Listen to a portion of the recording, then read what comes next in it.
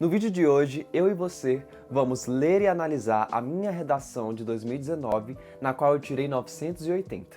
Bora nessa!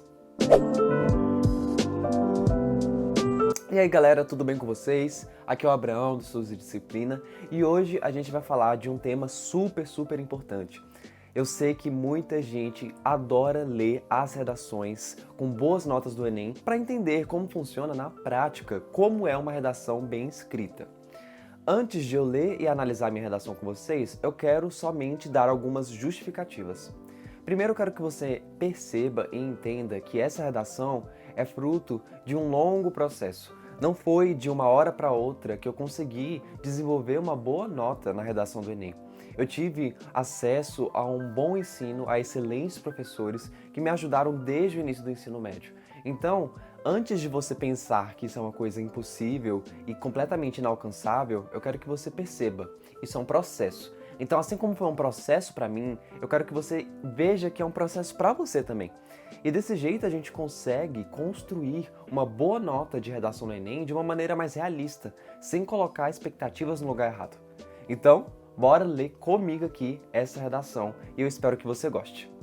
Eu não posso deixar de falar, tá? Ao longo desse vídeo eu vou falar algumas dicas em relação a como fazer uma redação boa, mas com certeza, se vocês quiserem, eu posso fazer uma série aqui no canal só sobre redação, falando sobre repertório e várias outras competências que a gente tem que trabalhar no Enem, beleza? E antes de a gente ler a minha redação, eu quero pedir, se inscreve no nosso canal, ativa as notificações para toda vez que tiver vídeo novo você saber que tem vídeo novo. A gente precisa ter essa comunicação, hein?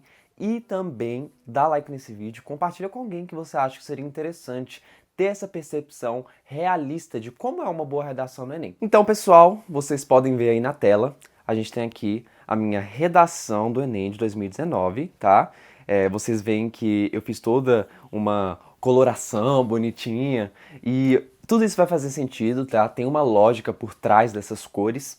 E para quem não tá lembrado, né, o tema da redação de 2019, aqui do Enem, né, aqui do Enem, é meu amigo aqui, né, é democratização do acesso ao cinema no Brasil, tá bom? E se você quiser lembrar um pouquinho mais de como foi abordado esse tema no Enem, a gente vai deixar aqui embaixo para vocês o link onde vocês podem ler os textos motivadores e de que maneira esse tema foi realmente cobrado, tá? Mas a princípio vocês têm que lembrar, esse é o tema, tá bom? Para ninguém ficar aqui perdido. Bom, vocês estão vendo aqui a redação inteira, tá? E eu vou ler então com vocês cada parágrafo e a gente vai analisar cada parágrafo. Além disso, a gente vai ter uma visão global da redação, porque a redação não é somente partes, mas ela é um todo completo. E ver esse todo completo é muito importante também para você ter uma boa redação. Então, vamos começar do começo, né? Toda redação tem que ter uma estrutura básica, e a gente sabe que o gênero do Enem é dissertativo argumentativo. Ou seja, a partir de uma temática, a gente vai precisar problematizar e propor uma solução. Como toda redação do Enem, vocês podem ver que a minha ela tem uma introdução, ela tem um desenvolvimento 1, um desenvolvimento 2 e uma conclusão, necessariamente com uma proposta de intervenção. Beleza? Bora ler então cada parte? Desde a Grécia Antiga, quando os festivais dionisíacos representavam peças teatrais sobre a vida grega, o ser humano lida com expressões existenciais. No século XX, com a revolução das artes e com a chegada dos filmes, foi possível vivenciar uma arte mais representativa. No Brasil, a partir da promulgação da Constituição de 1988, reafirmou-se o compromisso do Estado de garantir pleno acesso à cultura. Contudo, são visíveis os impasses para a democratização do acesso ao cinema no país, visto que a globalização tem acentuado desigualdades estruturais e os princípios liberais não têm sido aplicados na conjuntura brasileira. Então, como vocês podem ver aqui, eu resolvi fazer uma introdução geral e eu quis trazer esse aspecto histórico relacionado à antiguidade. E eu gosto sempre de dizer que nas minhas redações eu gosto de trazer essa abordagem histórica para o leitor, para aquele que vai corrigir a minha redação, possa ter uma ideia de história, de tempo contínuo, ou seja, de que maneira essa problemática, esse tema, se coloca no tempo, se coloca no espaço, certo? E eu recomendaria isso para você. Se você vê que existe alguma coisa histórica relacionada a um tema que você vai escrever, é muito importante você tentar introduzi-lo de uma maneira geral no seu tema, para que mostre que você tem um domínio, um repertório do tema, tá bom? Como vocês podem ver aqui também, a gente tem essa partezinha mais escura, um verde escuro, e é nele que eu vou introduzir a realidade brasileira. E isso é um aspecto obrigatório da introdução no Enem. É bom que você fale sobre a realidade brasileira, porque a gente está falando de uma problemática no Brasil. Você não está escrevendo uma redação para os Estados Unidos, para a Europa. Você está falando da sua realidade. Então, contextualizar essa temática com o Brasil é essencial. E vocês veem, eu faço de uma forma bem direta. No Brasil, a partir da promulgação da Constituição, etc, etc. E falando em Constituição, gente, é muito bom que a gente possa mostrar também para o nosso corretor que a gente entende um pouco, sim, da questão das leis do nosso país. E calma, calma, calma, calma. Eu não estou pedindo para você ler a Constituição brasileira, não é isso, tá? Mas, a priori, eu quero que você pense, a Constituição brasileira é a grande carta, a gente chama até de Carta Magna, e nela estão os direitos de todo brasileiro. Então, se você consegue colocar isso na sua introdução, vai mostrar que é uma coisa muito positiva, você sabe sobre o seu país. Então, outra dica que eu dou, tente contextualizar com a Constituição, vale a pena. Logo em seguida, então, vocês veem que está sublinhado aqui de vermelho, né? E aqui eu coloco a problemática, eu coloco contudo, né? Então esse contudo, ele é adversativo. Ele vai falar, olha, tem um problema aqui, né? Eu te dei toda essa contextualização histórica, mas eu tô mostrando para você que tem um problema. E é nessa vez, é nessa partezinha que eu coloco aqui, ó. São visíveis os impasses para a democratização do acesso ao cinema no país. Eu estou quase que copiando o tema, gente. E é legal que você deixe bem explícito de que maneira você está trabalhando com o tema, porque isso vai mostrar que você está sendo objetivo e claro naquilo que você está escrevendo, beleza? Então, depois de deixar bem clara essa problemática sublinhada de vermelho, eu vou fazer uma justificativa, vou tentar falar, olha, essa problemática existe por causa de tais razões. Então, essas problemáticas elas estão bem explícitas aqui, ó. Você tem duas corzinhas no final do meu parágrafo. E esses são os meus argumentos. Então, vocês veem aqui, esse azul mais escurinho, eu uso aqui no próximo parágrafo. E esse azul clarinho, eu uso aqui, ó, nesse outro parágrafo que é o segundo desenvolvimento. Então veja, a redação ela está completamente interconectada. Isso é muito importante para mostrar uma ideia de coesão. Você está tendo uma unidade na redação, beleza? Gente, e agora então a gente vai aqui, ó, para o meu desenvolvimento. Vamos ler aqui meu desenvolvimento juntos, tá? De acordo com Milton Santos, em seu livro Por uma Outra Globalização, todas as relações econômicas advindas do globalismo são capazes de acentuar as diferenças sociais de uma sociedade. Dessa forma, é possível notar a relação do pensamento do geógrafo com a realidade brasileira no que tange ao acesso ao cinema, uma vez que, mesmo com todas as inovações tecnológicas e o crescimento das empresas cinematográficas, milhões de cidadãos não podem desfrutar desse tipo de arte. Exemplifica-se tal conjuntura mediante os dados do site Meio e Mensagem, os quais evidenciam a contradição da contemporaneidade globalizada. Menos de 20% da população canarinha frequenta os ambientes de grandes telas. Por conseguinte, explicita-se a privação vivenciada pelos indivíduos incapazes de consumir conteúdos da era digital, o que evidencia a perpetuação do darwinismo tecnológico, responsável pela seleção daqueles que serão privilegiados dentro do sistema capitalista global. Vamos continuar lendo aqui, segundo parágrafo, desenvolvimento. Ademais, é nítida a relação entre os efeitos da globalização acentuadora de desigualdades e a falta da aplicação do conceito liberal nas áreas referentes ao consumo de filmes no país. Isso porque, segundo Norberto Bobbio, um dos maiores juristas do século XX, é dever da instituição social máxima de uma nação prover direitos essenciais aos cidadãos, como ao lazer. Nesse sentido, torna-se evidente a incoerência do Estado tupiniquim com o povo, dado que muitos indivíduos, ao não possuírem condições de irem ao cinema, têm seus direitos quebrados. É possível exemplificar a realidade em questão por intermédio das 5 regiões brasileiras. Enquanto os moradores do eixo Sudeste e Sul usufruem de mais infraestrutura, as demais regiões são negligenciadas pelos órgãos públicos. Consequentemente, nota-se a quebra do valor positivista de progresso em todos os setores, inclusive das artes, de um corpo social democrático. Gente, esse é o meu desenvolvimento, tá? E olhando assim por fora, pode parecer uma coisa um pouco complexa, talvez, né? Você vê esse tanto de cor aqui e talvez elas não façam muito sentido, mas eu vou explicar aqui para vocês agora. Percebam que eu coloquei esses 2 amarelos aqui, né? E eu coloquei muito propositalmente. Toda redação tem que ter uma autoridade. Então você tem que reforçar aquilo que você está argumentando a partir de alguém que realmente entende do assunto. Obviamente, a gente sabe, Milton Santos e Norberto Bobbio, eles não falam diretamente de cinema, pelo menos até onde eu saiba, né? Mas eles não falam de cinema diretamente. E ainda assim eu os usei porque eu queria mostrar que eu sei fazer essa conexão com o argumento principal deles e a temática da redação. Então perceba, eu deixei explícito, ó, de acordo com tal carinha, isso aqui existe de tal maneira. Então é uma coisa muito importante a ser feita na redação. E a gente pode discutir mais sobre isso em outros vídeos. Logo em seguida, né, no primeiro aqui, eu trago essa lógica do Milton Santos nessa partezinha azul, certo? E aí, logo em seguida, o que eu vou fazer? Eu vou usar esse dessa forma, né? Então, uma conclusão. Eu vou fazer uma conclusão. Tá, Milton Santos falou isso, beleza. E o que vem depois? E aí eu coloco. Eu faço essa relação entre o pensamento do geógrafo com a realidade brasileira. E eu explico de que maneira o pensamento de Milton Santos se relaciona com a realidade brasileira. E aí eu gasto essas 3/4 linhas, beleza? E depois, gente, é basicamente uma coisa meio que robótica. Você vai fazer um exemplo e uma conclusão, que foi o que eu fiz. Então eu coloquei um exemplo. Exemplifica-se tal conjuntura, etc, etc. Depois eu fiz uma conclusão desta exemplificação, desta lógica argumentada aqui no parágrafo. Então eu faço por conseguinte. Gente, uma coisa que vocês têm que se atentar aqui, tá? Esse roxinho mais claro que eu coloquei, percebam, se vocês verem os textos motivadores, adivinha de onde eu tirei?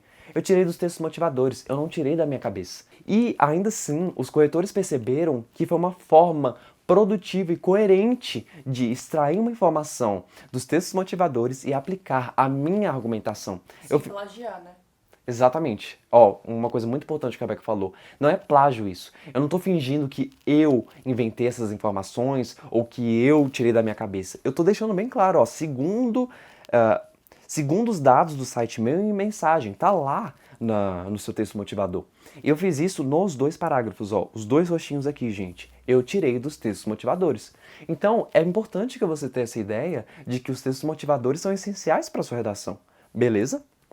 Bom, gente, o segundo parágrafo de desenvolvimento segue esse mesmo padrão, tá? O que muda as coresinhas é porque aqui, ó, ela está se relacionando com o argumento, este outro argumento. Mas é só isso, né, de diferente. Outra coisa diferente no meu segundo parágrafo de desenvolvimento é este início aqui, tá? Nesse início, gente, a única diferença que a gente vai fazer, ao invés de chegar direto com uma argumentação de autoridade, é fazer uma conexão entre este parágrafo, o primeiro parágrafo de desenvolvimento, e o próximo, o que eu vou falar. Então vocês veem que aqui eu simplesmente faço essa conexão. Eu conecto o que foi dito anteriormente com o que vai ser dito logo em seguida. E isso é muito importante, porque mostra que você está fazendo a relação entre os parágrafos. Então, a redação ela tem uma unidade, mas ela também tem uma relação entre os parágrafos. Beleza? E agora, gente, a gente vai para a bendita conclusão. Né? A gente não pode deixar de falar da conclusão, gente. E a conclusão do Enem ela é tão importante, mas tão importante, que ela tem uma competência inteira só para ela. Você pode ganhar 200 pontos inteiros somente com uma conclusão bem feita. Então ela não pode ser negligenciada de forma alguma. Você tem que prestar atenção, você tem que fazer uma boa conclusão. E a conclusão ela também segue um padrão, né? E gente, só para fazer aqui uma justificativa de novo. Quando eu falo padrão, não é que você tem que literalmente transcrever da mesma forma sempre, não é isso. O padrão que eu digo é preenchimento de requisitos que você tem que ter na sua conclusão, que você tem que ter na sua redação como um todo. Então, esse padrão seria responder a 5 perguntas. E as 5 perguntas, gente, sempre devem ser respondidas, né? Então você vai falar o que é essa proposta que você vai trazer na sua conclusão, como ela vai ser aplicada, por quem ela vai ser aplicada, para que ela vai ser aplicada, então a finalidade dessa proposta e o detalhamento.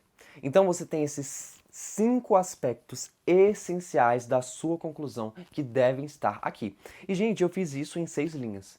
Percebam, não é uma quantidade imensa de linhas. Eu preferi, nesta redação, fazer desenvolvimentos maiores, como vocês podem ver, né? Eu tenho aqui uma quantidade interessante de linhas para o desenvolvimento 1 e 2. Então, eu acabei ficando com um pouquinho menos de linhas na conclusão. Mas ainda assim foi possível preencher os requisitos. Tanto que a minha competência 5 que é a competência de conclusão, eu tirei 200, que é a pontuação máxima. Então vamos ler aqui comigo? Portanto, é explícita a necessidade de fatores que tornem democrático o consumo de cinema no país. Sendo assim, o Ministério dos Direitos Humanos, junto aos 3 poderes federais, deve criar o programa Brasil dos Cinemas, que deverá construir estruturas para assistir aos cinemas em regiões mais vulneráveis. Tal projeto será viabilizado por meio da arrecadação de impostos estaduais, os quais serão direcionados para a construção de centros das artes cinematográficas, que receberão pessoas de todas as idades. Posto isso, a medida será cumprida a fim de que a globalização deixe de ser perversa e os direitos constitucionais sejam cumpridos. Então, gente, é uma conclusão relativamente simples. Eu não trouxe um grande aprofundamento, uma coisa super complexa. Eu acredito, claro, ela tem uma coerência aqui dentro, né? E eu vou explicar um pouquinho para vocês agora.